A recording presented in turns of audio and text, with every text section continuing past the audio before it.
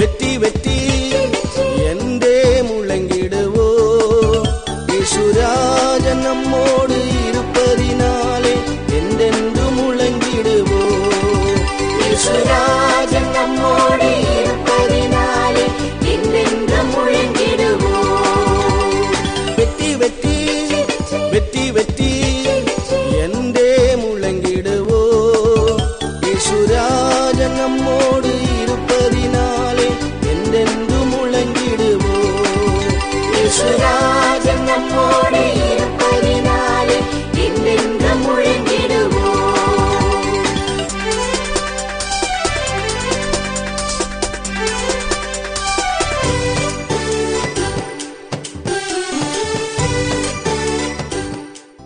ஆண்டவராகிய இயேசு நாமம் மகிமைப்படுவதாக.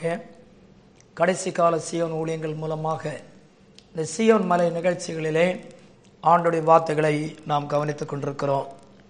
உபாகமம் 33ஆம் அதிகாரம் முழு அதிகாரங்களை வாசிக்கும் போது 12 கோத்திரங்களையும் மோசே ஆசீர்வதிக்கிற வார்த்தைகளை நாம் பார்க்கிறோம். லேவி கோத்திரத்துக்கு ஆசீர்வாதம் சொல்லும்போது 11ஆம் வசனத்திலே கர்த்தாவே அவன் சம்பத்தை ஆசீர்வதித்து அவன் கை கிரியைகள் மேல் பிரியமாயிரும் என்று சொல்லுகிறார். அவன் சம்பத்தை ஆசீர்வதித்து அவன் கை கிரியைகள் மேல் பிரியமாயிரும். நம்முடைய ஆண்டவர் அவருக்கு பயந்து அவருடைய பிள்ளைகளுடைய கை கிரியைகளை ஆசீர்வதிக்க விரும்புகிறார். அவைகள் மேல் பிரியம் வைக்க ஆண்டவர் விரும்புகிறார். ஒரு மனிதன் பிரியப்படுவதை காட்டிலும் ஆண்டவர் அவருடைய பிள்ளைகளாகிய நம்முடைய கை கிரியைகள், தொழில், வருமானங்கள், செயல்பாடுகள், நாம் ஆண்டவருக்காக செய்கிற ஒவ்வொரு காரியங்களையும் ஆண்டவர் ஏற்றுக்கொள்ளுகிறார். ஆண்டவர் அங்கீகரிக்கிறார். ஒரு மனிதன் அங்கீகரித்தால் அதில் குறைகள் இருக்கும். ஆனால் ஆண்டவர் அங்கீகரிக்கும் போது ஏற்றுக்கொள்ளுகிற வேளையிலே அது ஆசீர்வாதமாக இருக்கும். சங்கீதம் 1ஆம் சங்கீதத்திலே வாசிக்கிறோம், அவன் செய்வதெல்லாம் வாய்க்கும். ஒரு தேவனுடைய பிள்ளை தேவனை நேசித்து தேவனுடைய வார்த்தைகளுக்கு பிரியம் வைக்கும் போது அவன் செய்வதெல்லாம் வாய்க்க செய்கிறார்.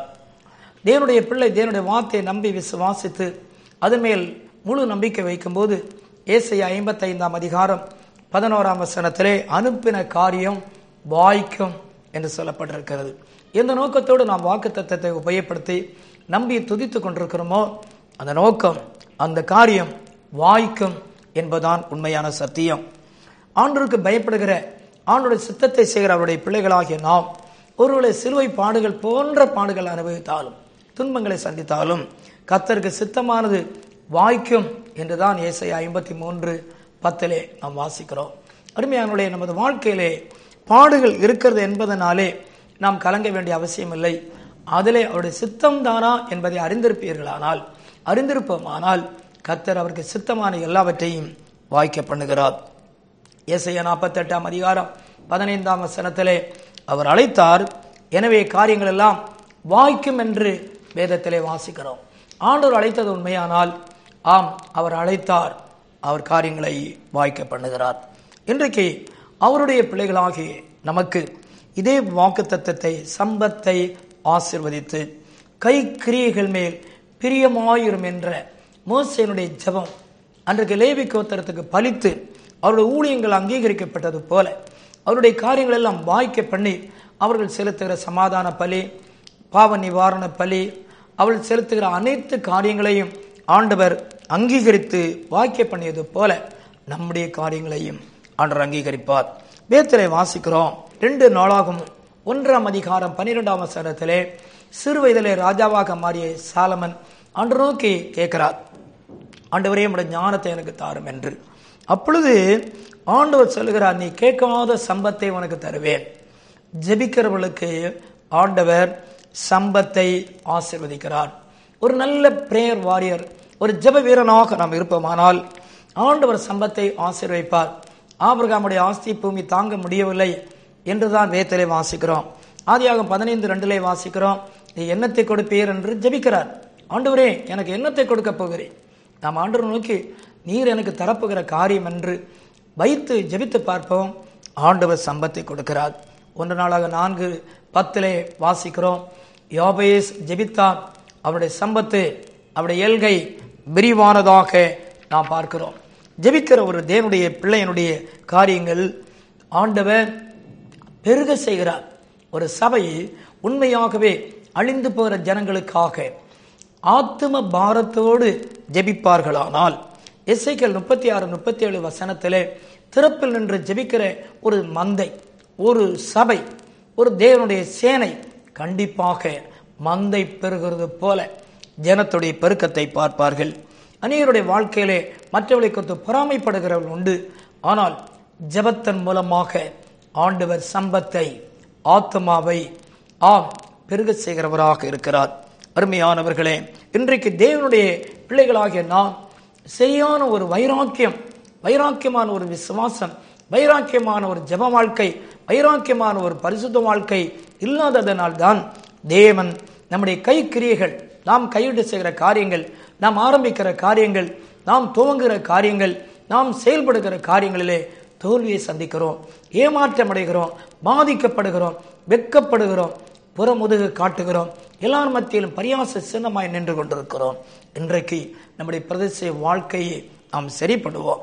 வேதத்திலே ஆதியாகமம் 36ஆம் அதிகாரம் அதனுடைய 6-7 வசனத்தை வாசிக்கும் போது, ஆண்டுடைய சித்தத்தின்படி யாக்கோபும் ஆண்டுடைய சித்தத்தின்படி ஏசாவும் அங்கே சந்திக்கிற ஆசீர்வாதங்கள் மத்தியிலே ஆண்டுடைய சித்தம் செய்த போது அவருடைய சம்பத்து பெருகியது என்று வாசிக்கிறோம். ஏசாவை வஞ்சித்த ஒரு யாக்கோபை நீங்கள் மறந்துவிட முடியாது. ஆனால் பகையை மறந்த ஒரு ஏசாவையும் நாம் மறக்க முடியாது. இன்றைக்கு நமது வாழ்க்கையிலே பழைய பாவங்களை அறிக்கை பண்ணாமல் ஆண்டவரே என் சம்பத்தை பெருக பண்ணும் என்ற அந்த வார்த்தையை வைத்து ஜெபித்ததனால் நடக்காத காரியம். ஆதியாகமம் 32ஆம் அதிகாரத்திலே யாக்கோபு என்ற எத்தன் போராடி ஜெபித்து ஆண்டவரிடத்திலே இஸ்ரவேல் என்ற ஆசீர்வாதத்தை பெற்ற பின்புதான் ஆண்டவர் அவனுடைய கோத்திர பிதாக்கள், அவனுடைய குடும்ப அமைப்பிலே அந்த சம்பத்துகள் பெருகும்படிக்கு லேவிக்கு அந்த நன்மைகள் உண்டானது. பெற்றோர் நம்மை சரி பண்ணுவோமானால், வேறு சரியானால், வேர் பரிசுத்தமாக இருந்தால் பிள்ளைகளுக்குள்ளே தெய்வீக பரிசுத்தங்கள் உண்டாகும். இன்றைக்கு அருமையானவர்களே, நம்முடைய சம்பத்தை பலுகி பெருக செய்ய ஆண்டவர் விருப்பமுள்ளவராக, ஆண்டவர் அதற்கு இன்றைக்கு உண்மையுள்ளவராக இருக்கிறார். இப்படி நம்முடைய சம்பத்து பெருகும்போது, நம்முடைய கை கிரியைகள் ஆண்டவரால் ஆசீர்வாதத்தை பெறும்போது, நமக்கு எதிராய் எழும்புகிறவர்கள் இனி எழும்பாதபடிக்கு என்று வாசிக்கிறோம். ஆண்டவருடைய பிள்ளைகளே, ஒரு குறிப்பிட்ட காலம்தான் சாத்தான், மனிதன் நமக்கு விரோதமாக நின்று கொண்டிருப்பார்கள். ஒரு குறிப்பிட்ட காலத்திலே ஆண்டவர் அவர்கள் எழும்பி செயல்பட்ட காரியங்களுக்கு முடிவை உண்டாக்குகிறார். ஒரு நியாய தீர்ப்பை ஆண்டவர் உண்டாக்குகிறார். அதற்கு ஒரு முடிவை ஆண்டவரே உண்டாக்குகிறார். வாசிக்கிறோம், திரும்ப எழுந்தராதபடிக்கு உனக்கு விரோதமாய் உருவாக்கப்படும் ஆயுதங்கள் வாய்க்காதே போகும். உபாகம் 33ஆம் அதிகாரம் அதோட 9-10 வசனத்திலே வாசிக்கும் போது, இந்த லேவியை குறித்து நாம் வாசிக்கும் போது, அவன் தேவனுடைய நியாயத்தை போதிக்கிறவன் என்று சொல்லப்பட்டிருக்கிறது. தேவனுடைய கைக்கரிகளை ஆசிரிக்க வேண்டுமா, அதன் மேல் பிரியமாய் இருக்க வேண்டுமா, சத்துரு எழும்பாமல் தடுத்துப்பட வேண்டுமா, அவருடைய நியாயத்தை போதிக்க வேண்டும், நியாயத்தை கை கொள்ள வேண்டும். மல்கியா 2ஆம் அதிகாரம் 4-6 வசனத்திலே, ஆசாரியன் உதடுகள் அறிவை காக்கும், ஏனென்றால் வேதத்தை அவனிடத்தில் தேடுவார்களே. ஆண்டுடைய பிள்ளைகளை நீதி நியாயங்களை நாம் கை கொள்வர்களாக, உபதேசிக்களாக இருக்க வேண்டும்.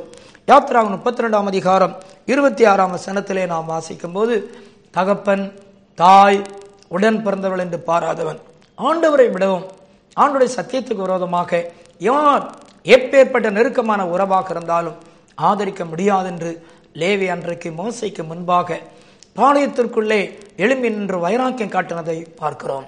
தேவனுக்காக பெற்றோரை விடவும் கூட பிறந்தவர்களை விடவும் ஆண்டவருடைய சத்தியத்துக்கு நிற்பேன் என்ற வைராக்கியங்கள் குன்றிப்போன காலத்தில் நாம் வந்திருக்கிறோம். அருமையானவர்களே, அந்த 33ஆம் அதிகாரம் உபாகமத்திலே 10ஆம் வசனத்திலே, இஸ்ரவேலுக்காக அவன் மன்றாடுகிறவன், பாவ மன்னிப்பை பெற்று தருகிறவன் என்று பார்க்கிறோம். இன்றைக்கு நாமும் மற்றவர்களுக்காக மன்றாட ஆரம்பிப்போம். மற்றவருடைய குறைகளை பேசுவதை நிறுத்திவிட்டு வீட்டு அங்கத்தினர்கள் உடன் நம்மோடு ஆராதிக்கிற நண்பர்கள் அயலகத்தாருக்காக பாவ மன்னிப்புக்காக மன்றாட ஆரம்பிப்போம். கைக்கிரிகளை ஆண்டவர் ஆசீர்வதிப்பார். ஆண்டவர் பிரியமாக இருந்து பெருக பண்ணுவார். நான் ஜெபம் பண்ணுவா. எங்கள் மகிமையான பிதாவே, எங்கள் கை கிரியைகளை ஆசீர்வதிக்கிற தேவன் என்று நாங்கள் இன்றைக்கு தியானித்தோம். உம்முடைய பிள்ளைகள் கை கிரியைகளிலே பாதிக்கப்பட்டு வெட்டுக்கிளிகளும் பச்சை புலைகளும் தின்ற ஒரு அனுபவத்தோடு சோர்ந்து போய் கண்ணீரோடு இருக்கிற நம்முடைய பிள்ளைகளுக்கு கை கிரியைகளை ஆசீர்வதியும். அவருடைய சம்பத்தை பெருக பண்ணும். அவளுக்கு விரோதமாய் எழும்புகிறவர்கள் இனி எழும்பாமல் ஆண்டவரே ஆளுகை செய்யும். பரிசுத்த ஆவியே, இன்றைக்கு அவர்கள் கை கிரியைகளின் பலனாகிய அவருடைய வருமானங்களை பெருக பண்ணும். குறிப்பாக ஆண்டவரே, அவர்கள் தங்கள் குடும்பங்களிலே தங்கள் வாழ்க்கையிலே உண்மையான ஒரு ஆசீர்வாதத்தை காண வேண்டும் என்று விரும்புகிறதே நீர் அறிவி.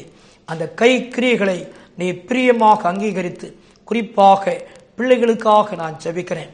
அவருடைய வாழ்க்கையில படிப்பில் பாதிப்பு, அவருடைய முன்னேற்றத்தில் இருக்கிற பாதிப்புகள், நல்ல வேலை இல்லாமை, நல்ல குடும்ப அமைப்பு, அமையாத குறைகள் உள்ள குடும்பங்களை இன்றைக்கு கை கிரியைகள் மேல் பிரியமாய் இருப்பீராக. ஆண்டவரே, நீர் அவர்களை ஆசீர்வதிப்பீராக, சம்பத்தை பெருக செய்வீராக. ஒரு அற்புதத்தை செய்யப்படுவதற்காக நன்றி. ஆண்டவர், நோய்களோடும் பிரச்சனையோடு இருக்கிற பிள்ளைகளை உம்முடைய கை கிரியைகளை ஆண்டவர் வெளிப்படுத்தும்படி உம்முடைய கரத்தின் கிரியைகளுக்காக நான் ஜெபிக்கிறேன். நீர் அவர்களை ஆசீர்வதியும், நீர் அவர்களை சுகமாக்கும் அற்புதங்களை செய்யப்படுவதற்காக நன்றி. இயேசு நாமத்தில் பிதாவே, ஆமென். இந்த நிகழ்ச்சிகளை பார்த்தவங்களை ஆண்டவர் ஆசீர்வதிப்பார்.